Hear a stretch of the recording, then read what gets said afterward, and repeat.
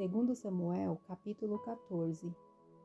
Quando Joabe, filho de Zeruia, percebeu que o rei só pensava em Absalão, mandou buscar em Tecoa uma mulher astuta e lhe disse: finge que estás de luto, põe vestes de luto, não ponhas óleo aromático e finge ser uma mulher que está chorando há muitos dias por um falecido.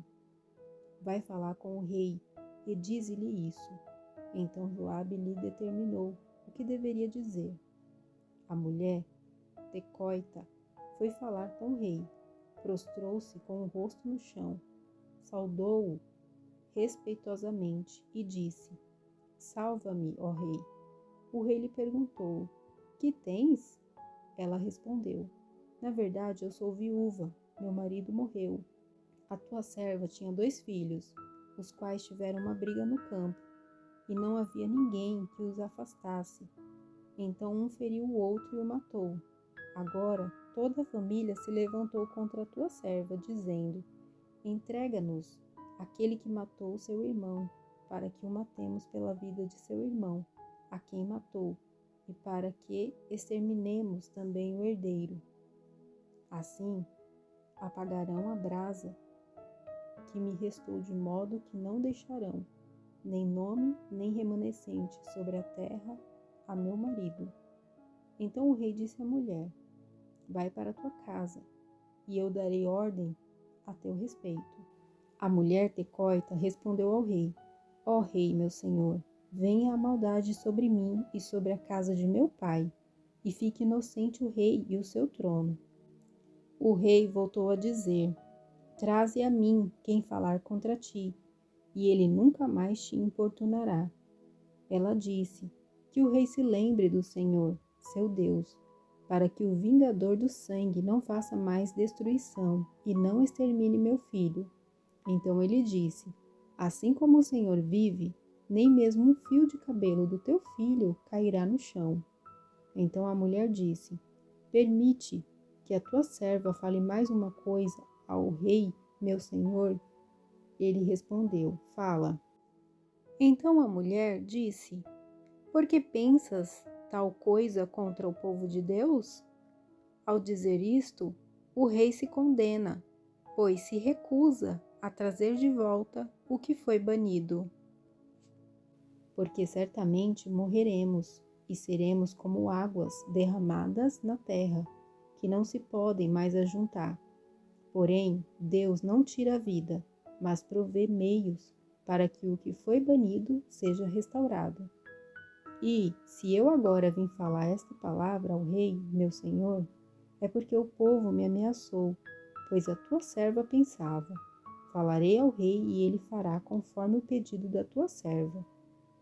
Que o rei me ouça e livre a sua serva da mão do homem que procura exterminar tanto a mim como a meu filho da herança de Deus. A tua serva pensava ainda que a palavra do rei, meu senhor, me deu um descanso, porque o rei, meu senhor, é como um anjo de Deus, para discernir o bem e o mal. O Senhor, teu Deus, seja contigo. Então o rei respondeu à mulher: peço-te que não me escondas o que eu te perguntar. A mulher disse: fala agora, ó rei, meu senhor. O rei então perguntou: não é verdade que a mão de Joabe está contigo em tudo isso?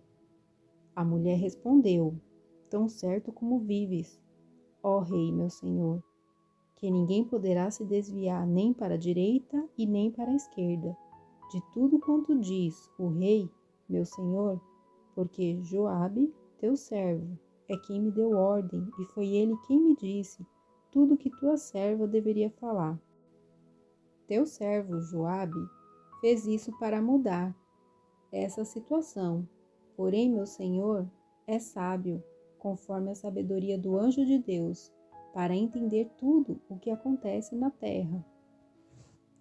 Então o rei disse a Joabe: farei o que pedes. Vai buscar o jovem Absalão. Joabe prostrou-se no chão e, fazendo reverência, abençoou o rei. E disse Joabe: ó rei, meu senhor, hoje o teu servo sabe que foi favorecido por ti. porque o rei fez segundo a palavra do teu servo. Então Joabe se levantou, foi a Jesur e trouxe Absalão para Jerusalém. O rei disse: leva-o para sua casa, mas não venha à minha presença. Absalão voltou para sua casa e não foi à presença do rei. Não havia em todo Israel ninguém que fosse tão admirável pela sua beleza como Absalão. Ele não tinha defeito algum, desde a planta do pé até o alto da cabeça. Quando ele cortava o cabelo, o que costumava fazer no fim de cada ano, porque ficava muito pesado, o peso do cabelo era de 200 siclos, segundo o peso real. Absalão teve 3 filhos e uma filha, chamada Tamar, que era muito bonita. Assim, Absalão ficou 2 anos em Jerusalém, sem ir ver o rei. Absalão mandou chamar Joabe para o enviar ao rei, mas Joabe não quis vir a ele. Mandou chamá-lo uma segunda vez, mas ele não quis vir. Então disse aos seus servos: vede ali o campo de Joabe, pegado ao meu, onde ele planta cevada. Ide e incendiai-o. E os servos de Absalão puseram fogo no campo. Joabe se levantou e veio encontrar-se com Absalão em casa, e lhe perguntou: por que os teus servos puseram fogo no meu campo? Absalão respondeu a Joabe: eu mandei te chamar, vem cá, para que te mande dizer ao rei. Para que vim de Jesur? Seria melhor eu ter ficado lá. Agora permite que eu me encontre com o rei. Mas se sou culpado de alguma coisa, mata-me. Joabe foi à presença do rei e lhe contou isso. Então o rei chamou Absalão, e ele foi à presença do rei e prostrou-se no chão, diante do rei, e o rei beijou Absalão. 2 Samuel, capítulo 15. A rebelião de Absalão e a fuga de Davi. Depois disso, Absalão adquiriu para si um carro e cavalos, e uma escolta de 50 homens. E Absalão se levantava cedo e parava à entrada da porta, e sempre que alguém tinha uma causa para o rei julgar, Absalão o chamava e lhe dizia: de que cidade tu és?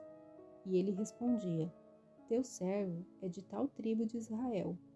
Absalão lhe dizia: olha, a tua casa é boa e reta, mas não há quem te ouça da parte do rei.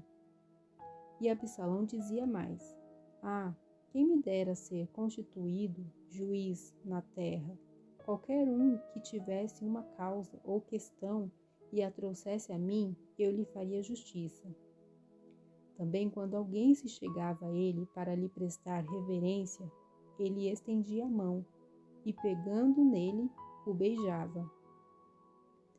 Assim Absalão fazia com todo israelita que vinha ao rei pedir justiça. Desse modo, Absalão conquistou o coração do povo de Israel. 4 anos depois, Absalão disse ao rei: deixa-me ir a Hebrom, cumprir o voto que fiz ao Senhor, porque quando eu morava em Jesur, na Síria, o teu servo fez o seguinte voto: se o Senhor de fato me fizer voltar a Jerusalém, cultuarei o Senhor. Então o rei lhe disse: vai em paz. Ele se levantou e foi para Hebrom. Porém Absalão enviou emissários por todas as tribos de Israel, dizendo: quando ouvirdes o som da trombeta, proclamai: Absalão reina em Hebrom. E foram com Absalão 200 homens de Jerusalém que haviam sido convidados, mas iam na sua simplicidade, pois nada sabiam daquele propósito. Enquanto Absalão oferecia os seus sacrifícios, também mandou trazer Aitofel, o Gilonita, conselheiro de Davi, da cidade de Siló. Desse modo, a conspiração tornava-se poderosa, crescendo cada vez mais a parcela do povo que apoiava Absalão. Então veio um mensageiro a Davi, dizendo: o coração do povo de Israel está com Absalão. Com isso, Davi disse a todos os seus servos que estavam com ele em Jerusalém: Levantai-vos e fujamos, ou então não poderemos escapar de Absalão. Fugi depressa, para que não nos alcance de repente e traga a nossa ruína, e massacre o povo da cidade ao fio da espada. Então os servos do rei lhe disseram: Os teus servos estão de prontidão para tudo quanto o rei, nosso senhor, determinar. Assim o rei saiu com todos os de sua casa, mas deixou 10 concubinas cuidando do palácio. O rei saiu com todo o povo e pararam na última casa. Todos os seus servos o acompanhavam, todos os quereteus, os peleteus e 600 giteus, que o seguiram de Gate, também acompanhavam o rei. O rei disse a Itai, o giteu: Por que queres ir conosco também? Volta e fica com o novo rei, porque és estrangeiro e exilado. Chegaste somente ontem. Como eu poderia te levar hoje para nos acompanhar, quando eu mesmo não sei para onde vou? Volta e leva contigo teus irmãos. A misericórdia e a fidelidade estejam contigo.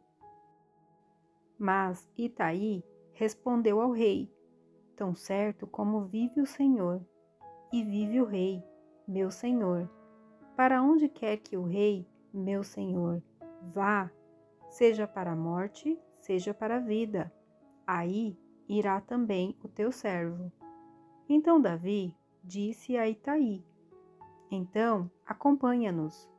Assim Itai, o giteu, o acompanhou, e juntamente com os seus homens e todos os pequeninos que havia com ele. Enquanto as tropas passavam, todo o povo da terra chorava bem alto. Então o rei atravessou o ribeiro de Cedron, e todo o exército caminhou na direção do deserto. Abiatar chegou, e Zadok também, acompanhado de todos os levitas que levavam a arca da aliança de Deus, e puseram ali a arca de Deus, até que todo o povo acabou de sair da cidade. Então o rei disse a Zadok: Leva a arca de Deus de volta à cidade, pois se o Senhor se agradar de mim, ele me trará de volta e me deixará ver a arca e sua habitação.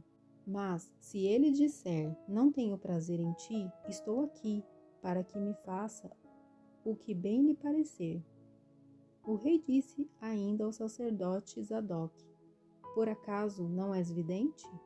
Volta para a cidade em paz, e contigo também os 2 filhos, Ahimaás, teu filho, e Jonatas, filho de Abiatar. Atenção, ficarei aguardando nos desfiladeiros do deserto até receber notícias de vós. Então Zadok e Abiatar levaram a arca de Deus de volta para Jerusalém e permaneceram ali.